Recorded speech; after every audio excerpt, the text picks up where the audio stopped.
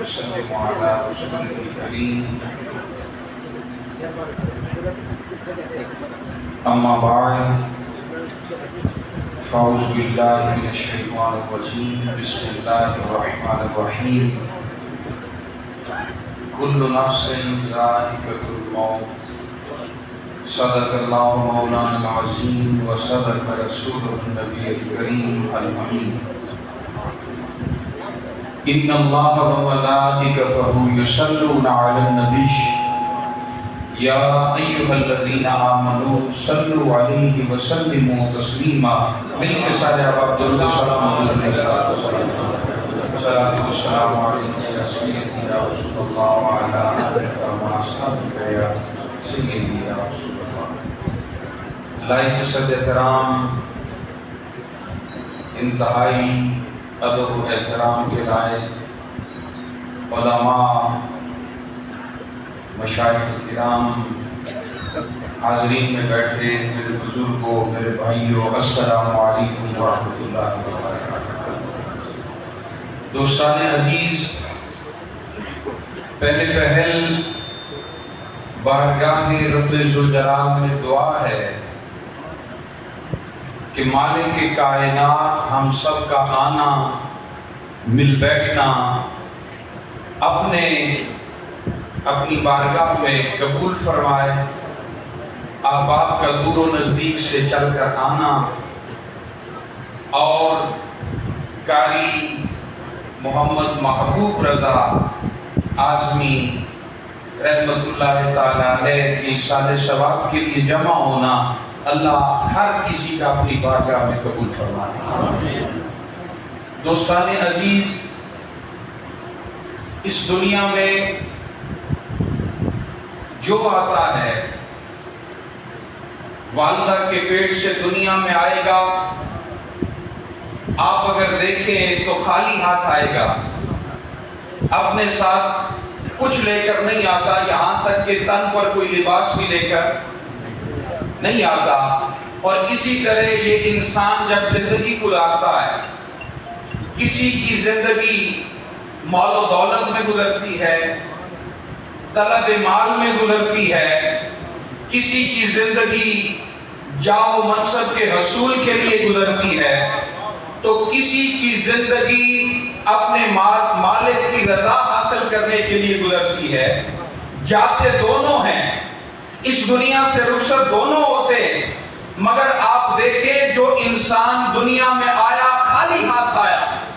اس دنیا سے جاتا ہے تب بھی خالی ہاتھ جاتا ہے. مگر یاد رکھیے اس لمحے انسان خالی ہاتھ نہیں ہوتا اپنے ساتھ نیک یا بد اعمال لے کر جا رہا ہوتا ہے. تو ہم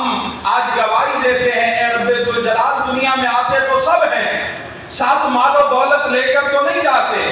اپنے ساتھ کوئی سونا چاندی لے کر تو نہیں جاتے. دنیا میں آئے کسی کا مقصد حیات دنیا کمانا رہا کسی کا مقصد حیات اپنے مولا کو راضی کرنا رہا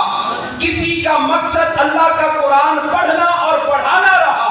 اے رب ذوالجلال ہم تو آئے ہیں اس محفل میں اور ہر کسی کی زبان سے سن رہے ہیں جو جانے والا تھا اس دنیا سے مال لے کر تو نہیں گیا مگر کئی لوگوں کے سینوں میں قرآن کا نور روشن کر دیا. یقیناً اللہ رب العزت کے ہاں یہ ہستی قبول تھی اور یہ گھرانہ قبول ہے. یہ گھرانہ مفتی احمد رضا اعظمی صاحب کا ان کے والد گرامی کے سب شہزادے اللہ اور اس کے رسول اور ان کے اہل خانہ میں اہل بیت میں یہ گھرانہ مقبول ہے اور قبول بھی ہے. اور ہمارے عزیزان گرامی میں یہاں زیادہ لمبی گفتگو نہیں کرتا مگر دیکھیے ابھی گفتگو ہوئی 10 محرم کا دن انہیں میسر آیا وہ شہادت امام حسین کے قریب کا وقت انہیں میسر آیا. یقیناً یہ گھر اس بارگاہ میں قبول تھا. یہ تو نسبت ہے ابھی حسنی صاحب روایت فرما رہے تھے کہ فرمایا گیا کہ جو آل رسول کی محبت میں مرا وہ شہید ہوا. یہ تو نسبت چاہے وہ کسی دن بھی اس جہاں سے جائے تو یہ رتبہ شہادت اسے مل گیا مگر جو حضرت امام حسین کی شہادت کے دن اس جہاں سے جائے اس کے انداز ذرا نرالے، اس کے انداز ذرا اور اس پر عطا بھی ذرا نرالی۔ اور یہاں میں ایک آخری نظم حضرت علامہ اقبال کی آپ کے سامنے رکھتا ہوں۔ زیادہ گفتگو انسان کرے اچھا نہیں لگتا، مگر میں آپ کے سامنے ایک نظم رکھتا ہوں حضرت علامہ اقبال کی ہے بحضور رسالت ماں، کہ میں حضور کی خدمت میں حاضر ہوں یا حضور کی خدمت میں پیش کی جانے والی نظر وہ کیا ہے؟ اس کا تھیم یہ ہے کہ بندہ جب انسان فوت ہو کر مر کر اس جہاں سے قبر میں جاتا ہے تو ایک سوال ہوتا ہے، ما كنت تقول في حق هذا الرجل محمد مصطفیٰ صلی اللہ علیہ وآلہ وسلم۔ فرشتے پوچھتے ہیں، اور حضرت علامہ اقبال نے اس تخیل کو کہ حضور سامنے ہے